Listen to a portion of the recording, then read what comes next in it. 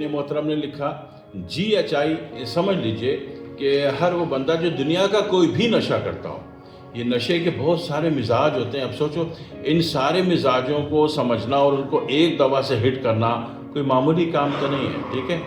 एक तवील ज़माने की मेहनत होती है बंदे की, तब वो एक ऐसी चीज़ मार्केट करता है जो कि 6 के 6 मिजाज के नशों को उड़ा के फेंक दे, ठीक है। ये मामूली चीज़ नहीं होती, अहम चीज़ होती है।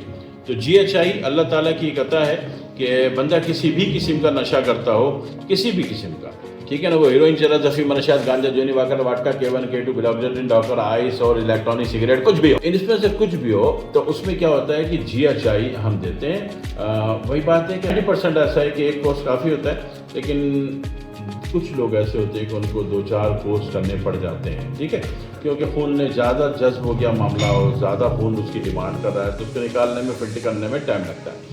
तो उसके लिए GHI दी जाती है। और GHI का लेने का जो असूल है वो ये है कि GHI हर खाने के आधे घंटे बाद क्वार्टर चाय का चम्मच, चौथाई चाय का चम्मच मुंह में रखो और पानी पी लो, ठीक है।